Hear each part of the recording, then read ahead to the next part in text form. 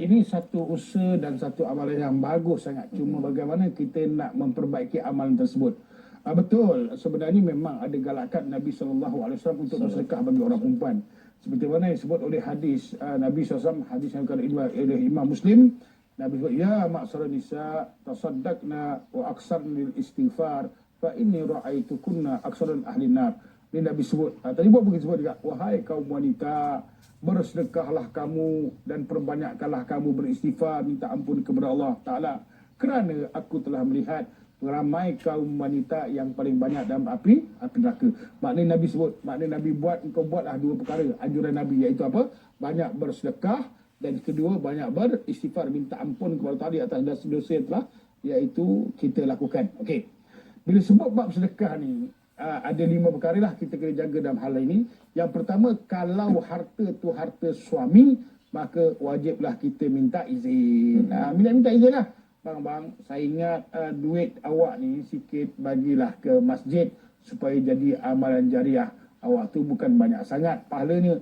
Awak tu bukan banyak sangat ibadat dia. Jaga lisan kena jaga. Kan?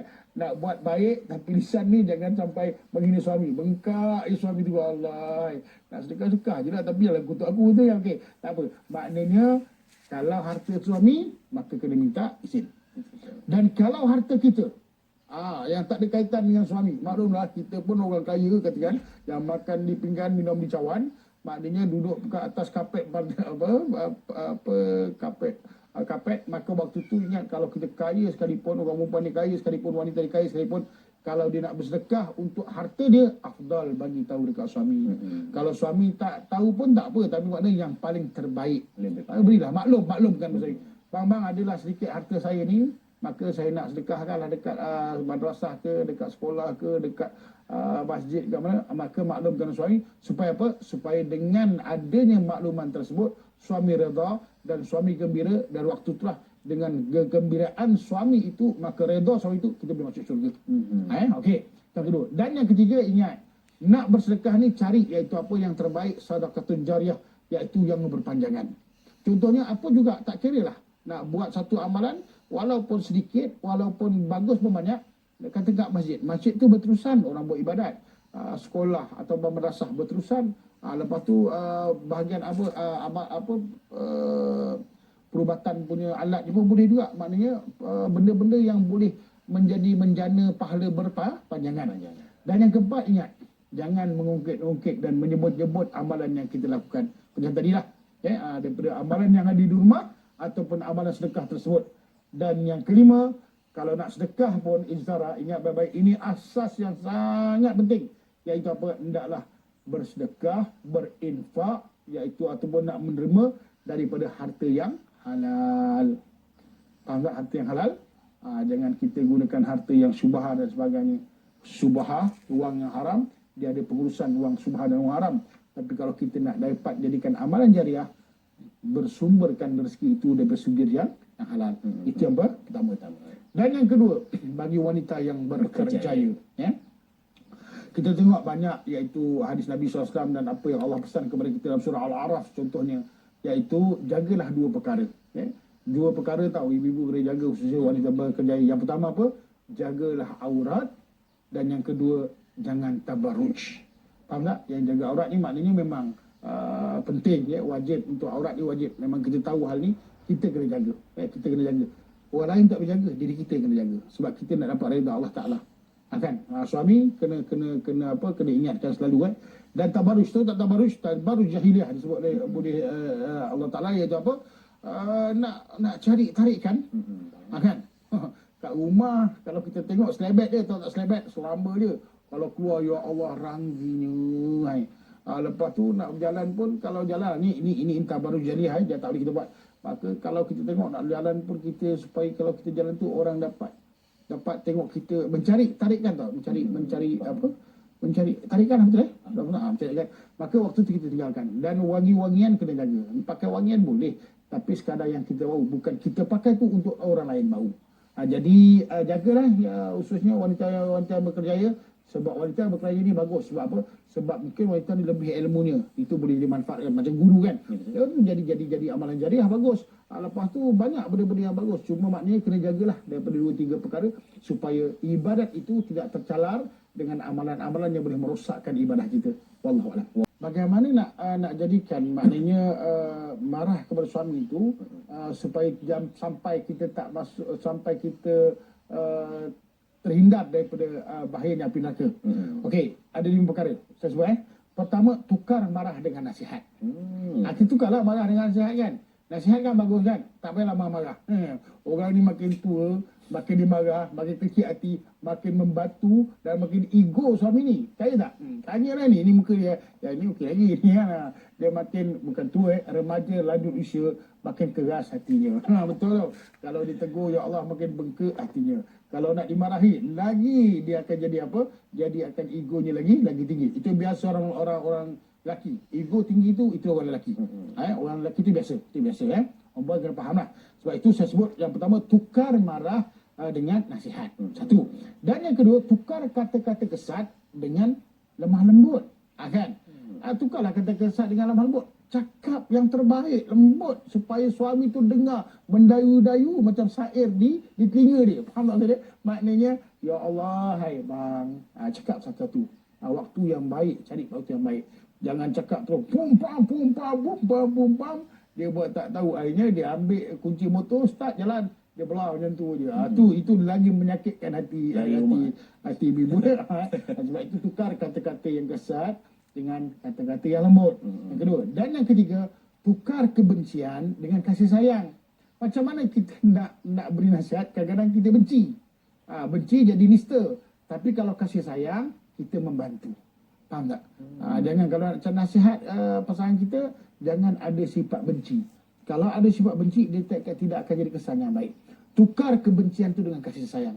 Kenapa saya nasihat? Sebab saya sayang ke awak. Kan? Kenapa saya nasihat? Sebab saya nak jadi awak tu orang yang betul boleh memimpin kami.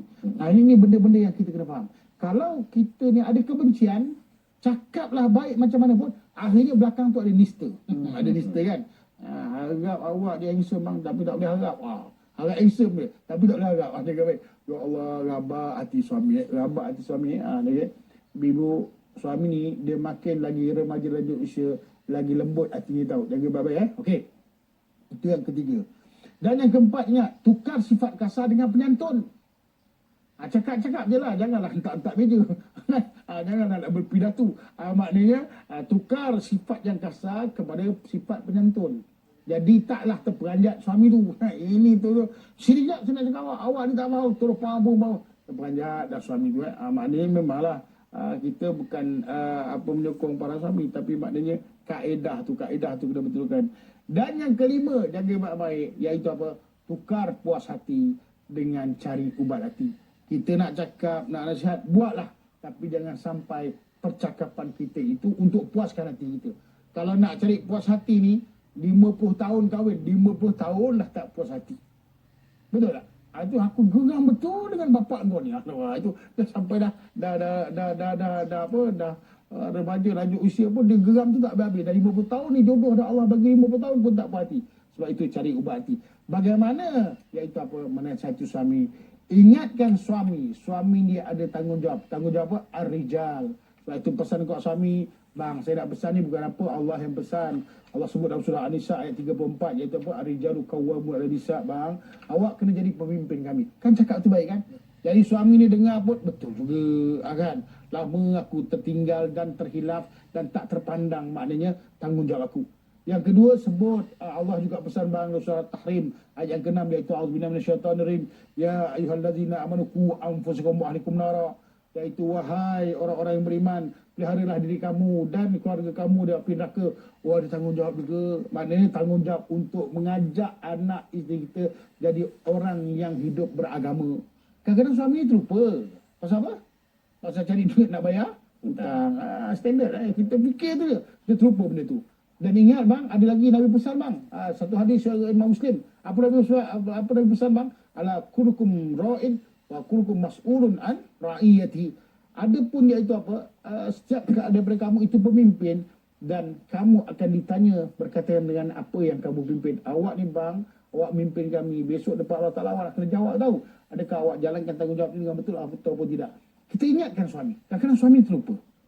Jadi jangan marah suami, jangan marah suami. Suami itu orang yang perlu kita dampingi. Suami adalah orang yang perlu kita sayangi. Suami adalah orang yang perlu kita rahmati. Suami adalah orang yang perlu kita berbuat baik dengannya. Suami adalah orang yang kita kena tahu kita akan bergantung kepada dia. Itulah rintihan seorang suami. Wallahu a'lam. Dan ini memang disebut norma baru. Memang kadang-kadang ujian ni datang, kadang-kadang suami hilang pekerjaan, isteri masih bekerja dan sebagainya. Bersyukurlah kepada Allah kerana Allah masih lagi bagi kita punca rezeki untuk kita terus meneruskan kehidupan kita di dalam dunia ini. Dan kalau kita lihat satu hadis Nabi SAW, hadis yang diriwayatkan Imam Muslim, apa Nabi sebut? Ad-dunya mata'un wa khairul mata'id dunya al-mar'atus salihah. Dunia ni adalah perhiasan. Dan sebaik-baik perhiasan di dalam dunia ni ialah wanita yang salihah. Maknanya dunia ni memang cantik, memang keadaan dia molek, bagus dan sebagainya. Tapi di antara kebagusan dan kemolekan itu, maka yang paling molek dan cantik ialah isteri yang salihah. Bagaimana sifat isteri yang salihah, yang taat kepada suaminya. Bagaimana yang dikatakan sifat isteri yang salihah, membantu suami dalam keadaan yang susah.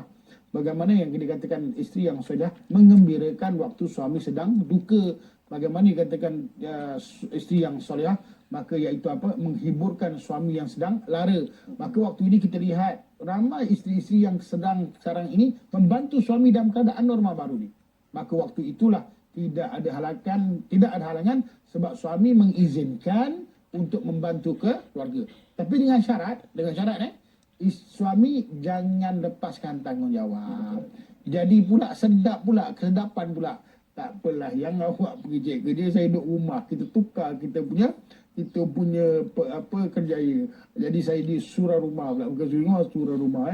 Jadi jaga baik-baik. Suami dia ada tanggungjawab. Ar-rijalu qawwamun 'ala nisa. Dia ar-rijal, dia jadi pemimpin. Walaupun waktu tu dia susah sekalipun, waktu tu dia tak ada apa sekalipun, waktu tu isteri membantu. Katakan isteri bagi kita duit RM50 lah, katakan. Kita ambil RM50 yang hak kita tu diberi oleh isteri tu, yang ini RM20, iaitu nafkah. Maknanya melepaskan tanggungjawab sebagai suami untuk memberi nafkah kepada isteri. Dan isteri memang terbaik. Sabas, doakan supaya negara kita bertambah baik, dan insya-Allah suami kita akan dapat pekerjaan yang baik-baik semula, dan bersabar atas ujian dan membantu keluarga itu satu tanggungjawab bersama. Mudah-mudahan kita dapat membangunkan keluarga itu dengan keluarga yang terbaik. Dan ingat, keluarga yang terbaik disebut apa? Keluarga yang sakinah. Dengan sifat sakinah itulah sama-sama besok kita balik ke dalam syurga kita dengan ahli keluarga kita yang disebut oleh Allah Ta'ala, iaitu apa? Wa yanqalibu ila ahli masurra. Kamu akan dikembalikan ke syurga itu dengan iaitu keadaan gembira, dengan keluarga yang gembira. Sebab kita akan balik pada tempat asal kita, iaitu syurga. Membantu insya-Allah, dengan membantu itulah kita akan dapat meneruskan keharmonian, kebaikan dalam rumah tangga kita. Wallahu a'lam.